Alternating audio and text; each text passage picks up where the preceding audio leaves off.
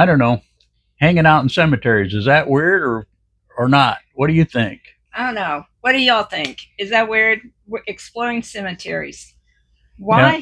Why would we do that? I don't know. We're in Savannah, Georgia, and we visited two there: the old cemetery downtown, and then the Bonaventure Cemetery, which is a little bit outside of town. We've been to both of them several times, and we just like looking around in them and checking on all the symbolisms. A lot of the old cemeteries, the tombstones and the headstones and stuff are a lot of symbolism to them. When you look them up, you think, well, it's just a neat tombstone. But if you can go and Google it and go to several different sites, and it'll tell you what the symbolism is behind the tombstones, and it's pretty neat. There was a lot of history there too. We would look at somebody's name and then just Google them to find out a little bit more about them. But it's pretty cool. So Savannah, it's almost the whole city of Savannah is a cemetery because they call it a cemetery built on the dead. But when you have each of the squares, originally they would bury people around the outside of the square, and then they would put roads there. And at one time, they were trying to dig up bodies and move them, and then that's when they said all the ghosts came out, so they quit doing that. So actually, you said it's a cemetery built on the dead. It's a city built on the dead. City built on the dead. Yeah, anyway, cemetery is kind of a cemetery. But we went there, and then we went to where? Well, we went to Gettysburg in Pennsylvania. It's also on this video. There is a cemetery there, a national cemetery, but for all the soldiers, or a lot of the soldiers that were killed there. And it's pretty neat national park area. If you have never been to Gettysburg, it's well worth the trip to check it out. We included it in this cemetery video, not because of the cemetery that's there, but a lot of people died there. A lot of people died there. And we also went to Arlington National Cemetery. That's included here. We went that for a very special reason there. Yeah, we'll tell you more about that. And then we're going to share about these places.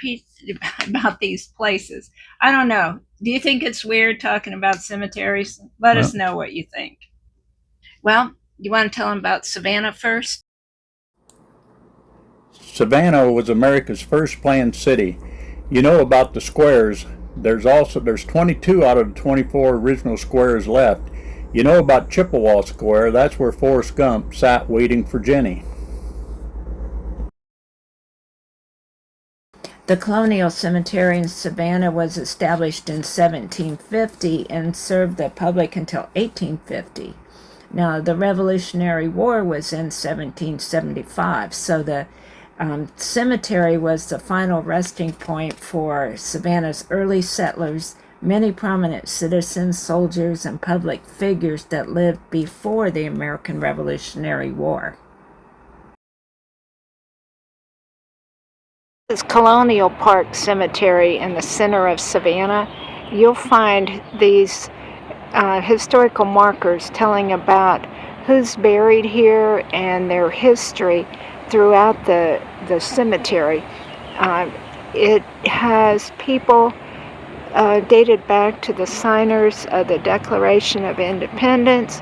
It tells about how significant they were in history, and it also tells that several of them that I've read so far died in a duel that they used to have at the far end of the cemetery, which is still in, looks like a manicured grass lawn like you would play cricket or bocce ball or something on.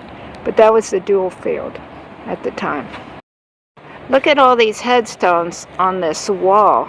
Why they're here, we don't know, but maybe these were graves that were moved, or these were broken and they don't know where these people are. But there is a bunch of them. I never noticed that before.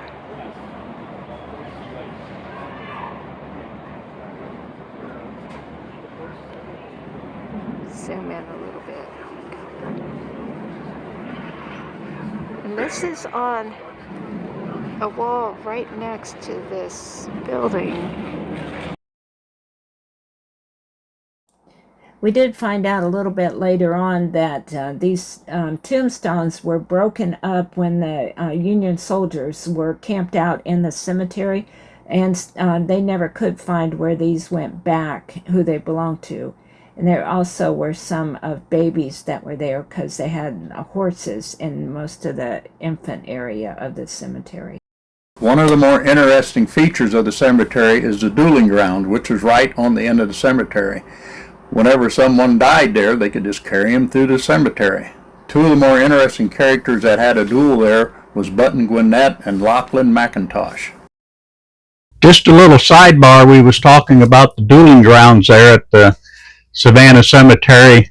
Button Gwinnett, who was the first governor of Georgia and the signer of the Declaration of Independence, and Lachlan McIntosh ended up having a duel, it seemed like, when Button was off to the doing his business up in Philadelphia with the Declaration of Independence. McIntosh had kind of took over Georgia for him, and when he got back, they was feuding back and forth quite a bit, and Button didn't like having his power taken away from him, and McIntosh didn't like him much at all either, and he called Button a lying scoundrel and a few other choice names, and Button, he couldn't stand for that, so he challenged him to a duel. Well, when you get challenged to a duel, you're going to have a duel. So anyway, they had a duel. McIntosh got by with no injuries, and Button was shot in the leg. Well, due to medical practices back then, he died 3 days later from an infection. They buried Button Gwinnett in the cemetery, and the rumor has it that we was told this by a tour guide, that when McIntosh died, they buried him 10 paces away from Button, which is the amount of distance they paced off before they took shots at each other. We just thought that was kind of an interesting little story and a little sidebar to the cemetery. Another interesting thing, when Button died, it was cold and they couldn't dig a grave, so they put him in somebody else's grave that was already buried. And when it come time to put him in the monument that they'd erected to him, they couldn't remember where they put him at. So he's not actually buried under his monument. This happened to several different people back then, from what we was told, so you're not really sure who's buried where in these cemeteries. Maybe you've heard of the book or movie Midnight in the Garden of Good and Evil. Since the book and movie was released, Bonaventure Cemetery has become a popular tourist destination. One of the most iconic images associated with the Midnight in the Garden of Good and Evil is the Bird Girl statue, which was originally resided in Bonaventure Cemetery. They moved this statue to the Telfair Museum to preserve it better and allow visitors to see it without the risk of damage. The bench from Forrest Gump sat on the movie, which also had been moved to a museum, and the visitor center, which is the same place where you can catch the hop-on, hop-off buses. Now, we've visited Bonaventure Cemetery twice now, and there's just so much to see there, and things that interest us and probably would interest you if you've seen it too. I mean, something that surprised me this time, we went down a different road when we first got in there, and there's a huge section of it that is all Jewish descendants and people of Jewish faith that are buried there. I didn't realize that Savannah had such a strong contingent of Jewish people. And like we were saying before, the symbolism, like one of the things I can remember is if it's like a tree that's been cut off or a pillar that's been cut off, that means that person was killed as a young person, fairly young in life. And that's just some of the symbolism you could see and things you can find in there. When you visit, there's tours available. You can hire a tour guide, and some of them will be into the symbolism, some of them will be into the history, which we found pretty interesting. But like we mentioned a little bit earlier, you can Google people's names and it'll tell you some about them, which was kind of helpful. Yeah, whenever we'd see a particularly big or impressive one, we'd kind of, I wonder who this person was. And a lot of it, thanks to the internet anymore, you can look up just about anybody and find out who they were and what they accomplished. Yeah, it's pretty interesting. Why don't you tell them about Gracie? Gracie Watson? Okay. Now, we'll have a picture of Gracie in here too, but Gracie's grave is one of the most visited graves in Bonaventure Cemetery. She was a little girl. Her family owned a hotel, which there was a lot of commerce and a lot of visitors in Savannah for many, many years. And she would always be out front in the hotel and greet the guests. Well, she got pneumonia, I think it was, and she died at age 6. So a sculpture made a statue that looks just like her sitting on a chair, like she's greeting visitors. And they had to, now, the first time we went there, there wasn't a fence around her. Now there's a little fence around her. They had so many people touching the statue and, rubbing up against it. And it does discolor it when that happens. So they had to put up a fence. But it's pretty neat to go see her. Yeah, but an interesting thing, a lot of people will leave gifts there, like little stuffed animals and toys or money. I don't know why they would leave money, but they just leave gifts for the little girl. Yeah. I don't know. I think that's kind of weird myself, but people do it. People do it. And I know on the Jewish ones, they usually leave a stone or a coin. And I know that's in honoring them and in remembrance of them. But as we're talking about odd graves, and we'll have a picture of this one too, but another one that we saw was the one that had a string tied to a bell that went down into the coffin. Apparently, when people went into a coma, they couldn't tell in those days if they were dead or if they were still alive. So if they woke up in the coffin, they could ring the bell and hopefully somebody would be there to hear it and dig them back up. Now you think that might have been just a superstitious or something, but the reason they found out this was going on, for some reason they dug up some of these graves, maybe to bury another person in it or whatever at that time, and they found coffins with scratch marks on the inside of it where they did bury a person alive, and he was trying to dig his way out. So kind of a gruesome story, but that's the reason you'll see a bell on the tombstone once in a while. Yeah, it's kind of like you said, gruesome.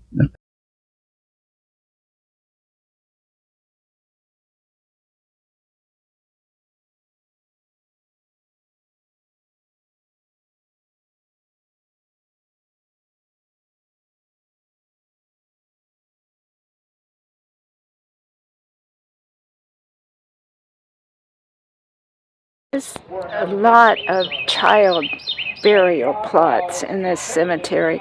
Apparently yellow fever and some other diseases were prominent at the time. But this is one of the family graves. There's quite a few people buried here.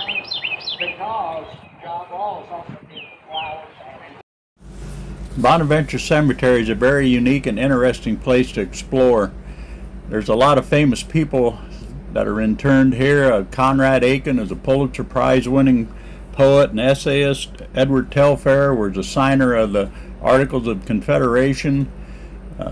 Johnny Mercer, he was a famous songwriter and singer back in the 40s and 50s. He wrote things like Days of Wine and Roses, Hooray for Hollywood, Moon River, lots and lots of hit songs he had back then.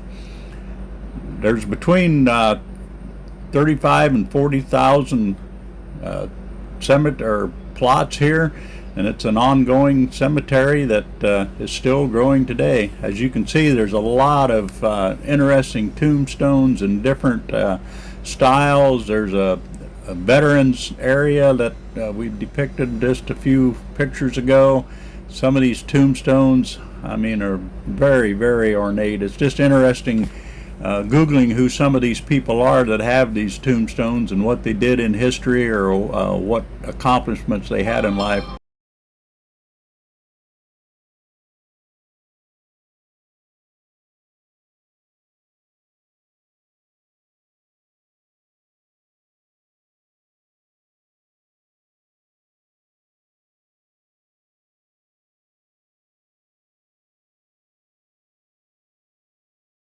Another place we wanted to tell you about was Gettysburg.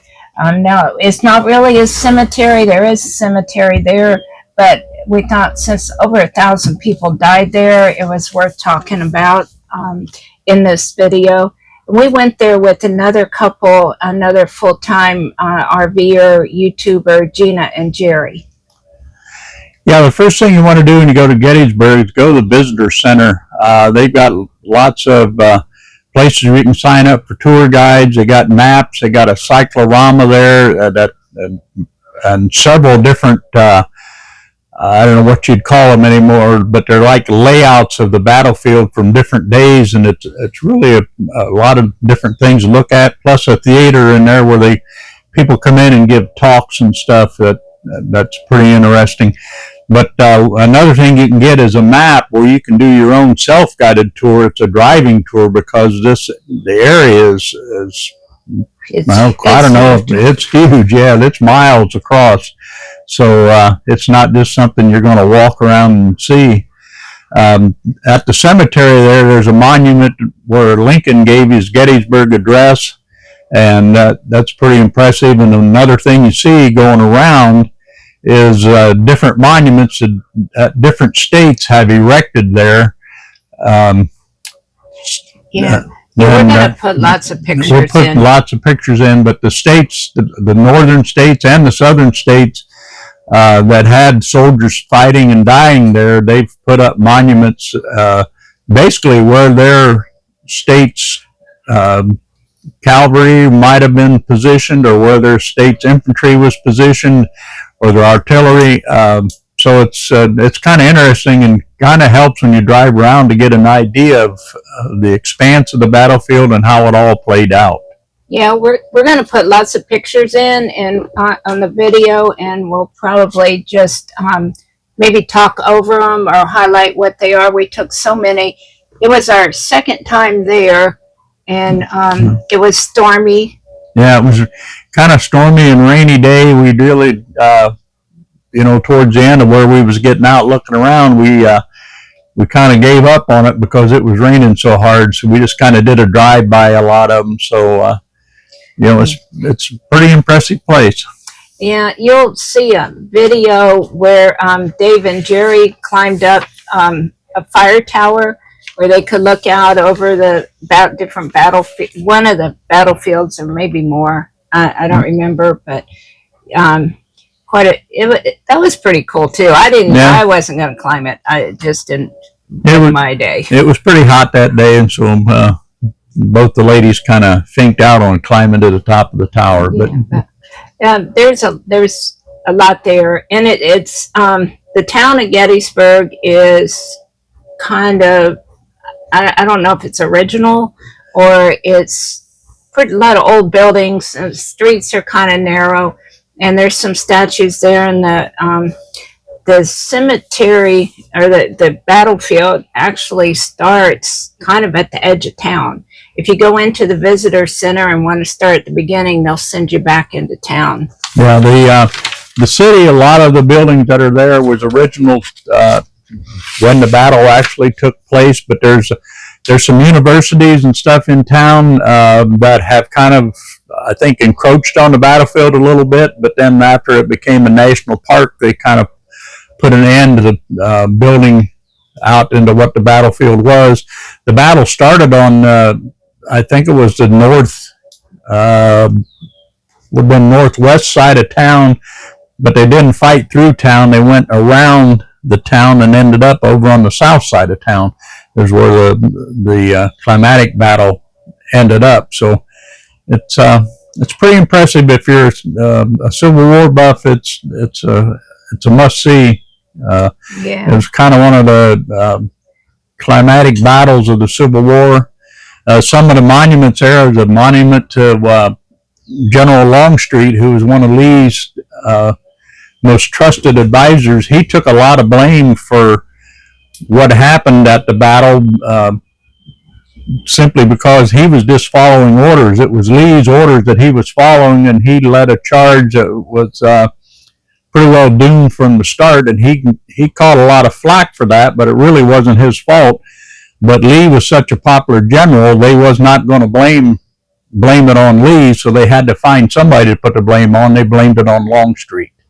Yeah, that's kind of interesting. And a lot of that, you can get tour guides, and it is definitely not a walking tour. You got to drive, but you can get guides, and I think you might be able to get an audio or something that you can rent, or maybe Yeah. you can put it on your radio. But there's, I mean, and just take some paperwork with you, do some research before you go. Yeah, and one interesting way to view it, you can actually do a horseback ride of it. You can, Yeah. the guides have horses, and you can rent the horses and do a horseback ride. So Yeah. that's an interesting way to go too. We're going to put lots of pictures in, and we'll probably just talk over them and tell you what they are. But if you ever get a chance, make sure you check it out, and definitely plan. If the weather's good, plan more than a day. Well, even if the weather's not good, plan more than a day, because you'll there's so much to see, and stop along the roads and get out and look at them. Some have parking areas, and some you just pull over the side of the road and get out. Yeah, you can spend hours just in the visiting center and museum. One of the things that always interested me in there, they've got a tree trunk that they cut down and preserved in there, and it has shrapnel and bullets and cannonballs and stuff stuck in that tree trunk on all 360 degrees around that. So you could tell there was bullets flying from everywhere, and it's just amazing how much stuff. So it's hard to imagine that people were actually walking through where that tree was. That how anybody could have survived is amazing. Yeah, and if you look at the battlefields, you realize how close these people actually were, both, one side to the other, and it's really sad. Yeah. So it was a terrible way to fight a war, but that's the way they did it back then. Yeah. So, well, stay tuned for the pictures, and we have another place to tell you about in this same video. Now, this is a drive into Gettysburg. Once you visit the visitor center, they'll send you back out to the edge of town to start the drive in on the tour path.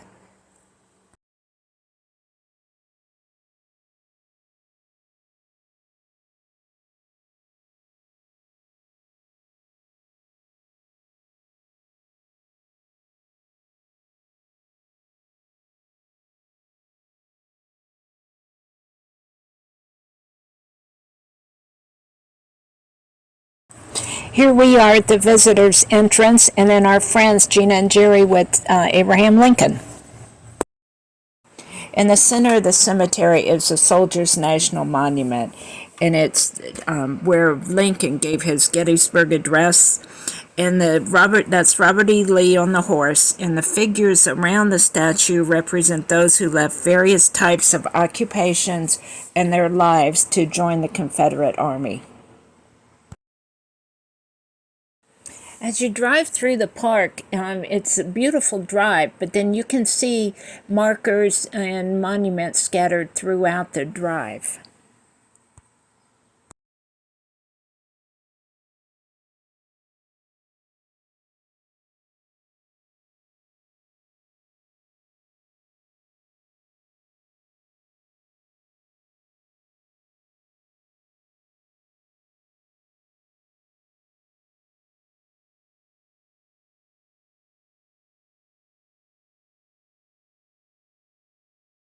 This statue depicts General James Longstreet. He was a commander of the Northern Virginia Army, and he was one of General Robert E. Lee's most trusted advisors. Now, you'll notice here in the picture that there's flowers and a cigar placed on the statue. The flowers were in remembrance of him, and the cigar was honoring him simply because he was usually seen smoking a cigar. So can you see the cigar in the image? This statue is called Bernie's Zouaves. I think it's the way it's pronounced. It's part of the Union Army, 23rd Infantry from Pennsylvania. And then the next one is one we weren't able to get close to see who it was for, but it's a pretty cool statue. This historical marker says the deadened sign, and that refers to an area where the trees were deliberately killed or deadened to clear lines for artillery fire. We stopped here in this parking lot to look out over the battlefield and at the cannon.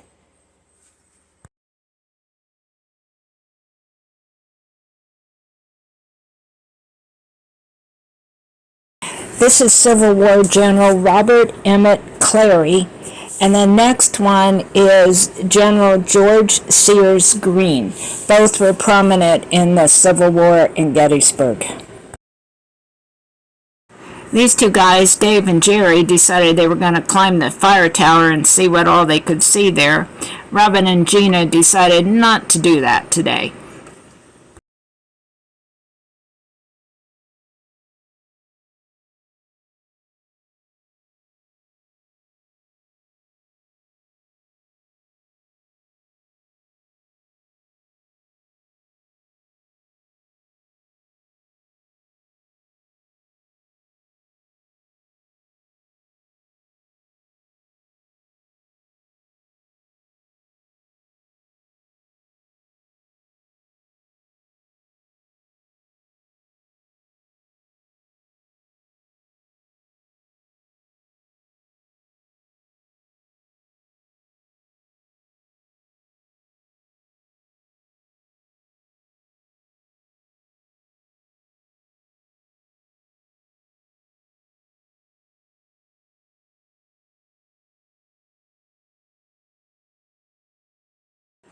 Here they are returning from the fire tower. They noticed it was getting a little stormy out too.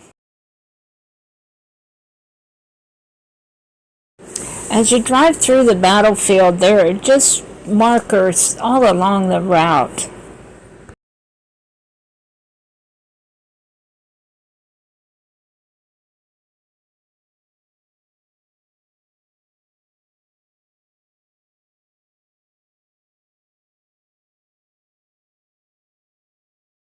This was one of their views from the tower.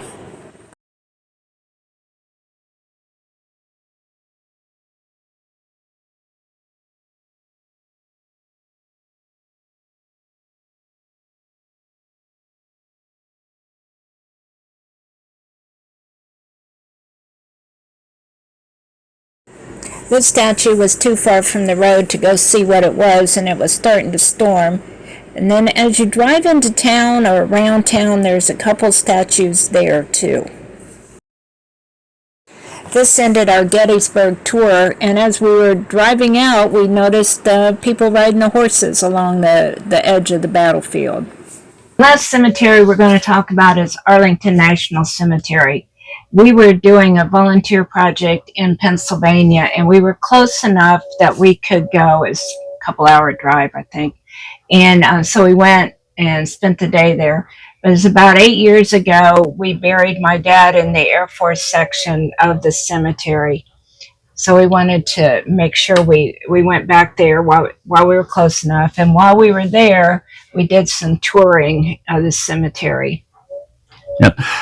If you're going to visit, if you have somebody that's buried there, maybe you already know this, but you can, you don't have to go through the visitor center. You can get a pass and go right to a parking lot, and they check you in, and they'll send you right back and tell you how to get to where you're going. And because it's a huge place, you need some directions how to get there, and you can go straight to the gravesite that way. Now, after you go to the gravesite, you can't just start wandering around the cemetery. You have to go back and park in the visitors parking lot, and then we'll tell you how that goes in a little bit. This is the Air Force section, and you can see the Air Force Memorial in the background.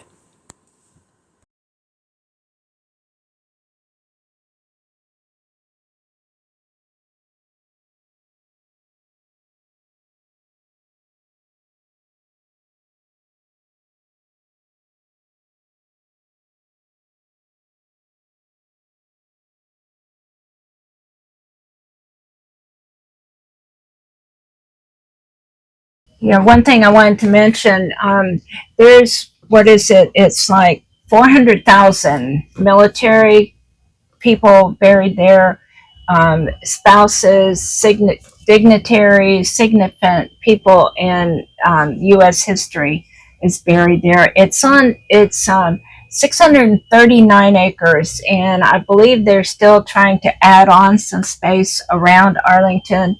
and they do somewhere around 20 burials a day. They've really got it down how they do them, and it's so impressive, and they take such good care of the families when you're there. Now, one thing that we did the last two times we was there, we took the hop on the hop off trolley. It's really a fairly reasonable price to get the ticket to ride the trolley. Like Robin said, it's 639 acres, but I don't know how they did it. It's all uphill. Yeah. So if you're walking, it's quite a hike, and if it's summertime, it's hot in Washington D.C. So you want to take the trolley. The trolley makes stops at a lot of different places. Kennedy's gravesite. It goes to Tomb of the Unknown Soldier. It takes you to a back gate where you can walk across the gate, through the gate, and go across to the Marine Corps Memorial. Okay. We wanted to show you and tell you about the Arlington House. Arlington House is a mansion that sits on top of the highest hill there in Arlington Cemetery. It's a museum now. It has a lot of things to see in there, a lot of period pieces from the Civil War and even before that. The slave quarters are redone and realistic. There's a lot of gardens and stuff that they would have had back then. It's a pretty interesting thing to go up and see how it was actually an operating plantation at the time before the Civil War. So it actually belonged to, well, General Robert E. Lee lived there, but it was his wife's property, and she was a great granddaughter of Martha Washington. So that was kind of interesting, and they wanted they liked that property because they could look out in all directions, and they could see Washington D.C. real easy. So you'll see that in some of the pictures. Yeah, that was one of the reasons. Not only did Robert E. Lee, when he joined the Confederacy, the Union soldiers seized that, not just because it was his property. It was a very strategic hill overlooking Washington D.C. and the surrounding area. So go ahead. Then they started burying soldiers there, and I think both sides, they started using it for a cemetery, which made it so that Robert E. Lee couldn't live there again, and then kind of somewhat forced him out of there. But it went to sale for unpaid taxes, and the government conveniently bought it. Yeah. So if you're ever in the Washington D.C. area, don't overlook Arlington Cemetery. It's well worth the time.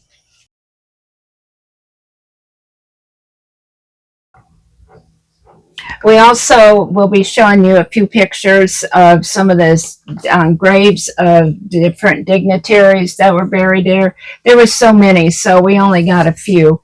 And then also like Dave mentioned, the Marine Corps Memorial, which is the statue of Iwo Jima flag raising. And then we've got some video of at the changing of the guard at the Tomb of the Unknown Soldier.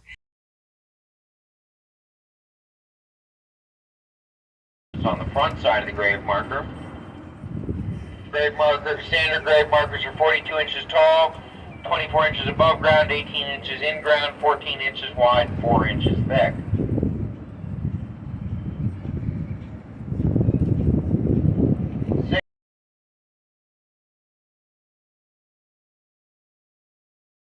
Howard Taft, our 27th president from They weigh approximately 230 pounds and are made of Vermont marble. You're looking at the backside.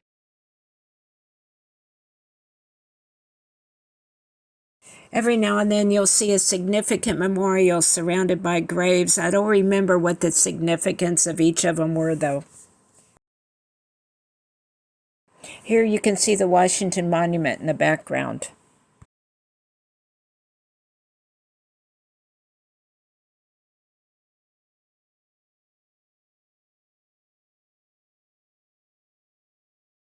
This is where we go out the gate and go across the road to the walkway over to the Marine Corps Monument.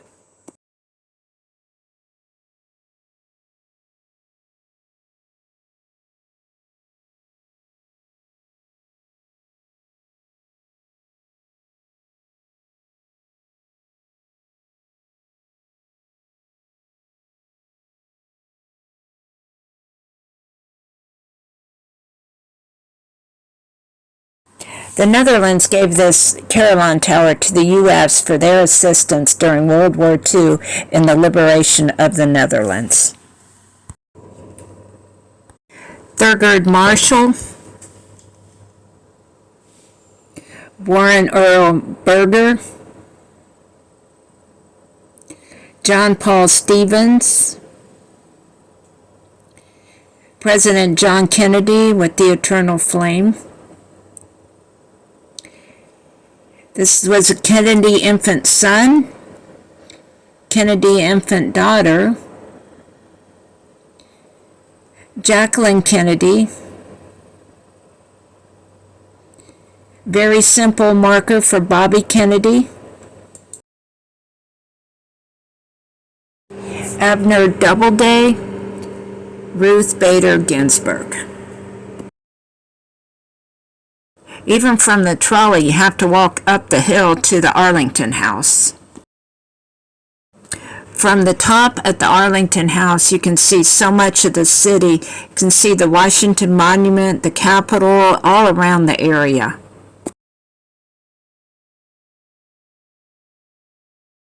The last stop on our tour was the tomb of the unknown soldier.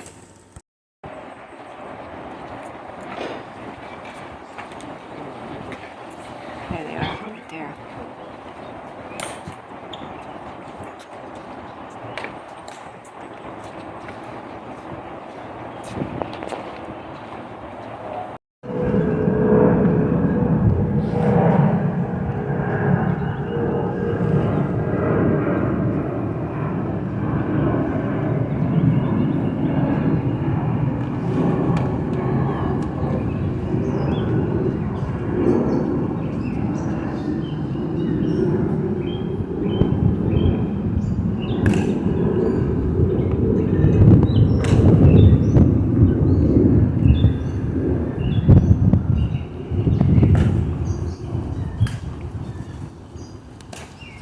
Ladies and gentlemen, may I have your attention, please?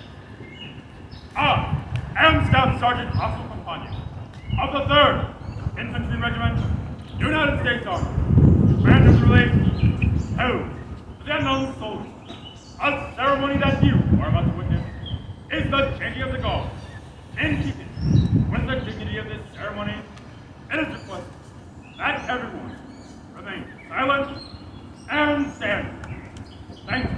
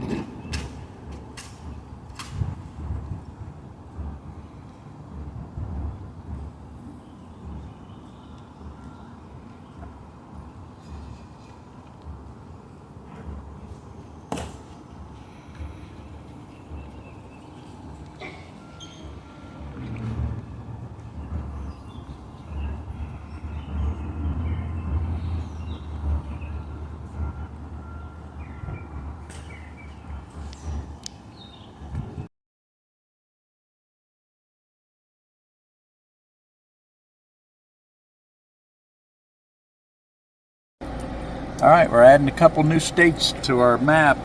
We got them yesterday. We got Delaware and New Jersey. Hardest part is getting these things off of here. Having a little bit of trouble getting them off.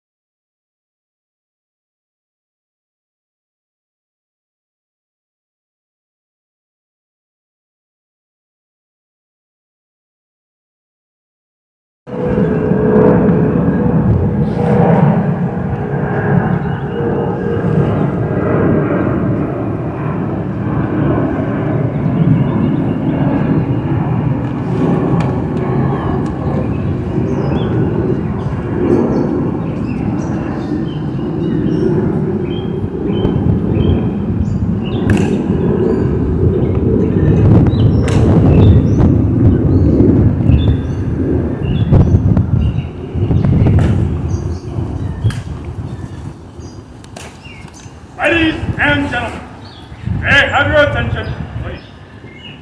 I am Staff Sergeant Hostile Companion of the 3rd Infantry Regiment, United States Army. And is related to the unknown soldier. A ceremony that you are about to witness is the changing of the guard. In keeping with the dignity of this ceremony, it is requested that everyone remain silent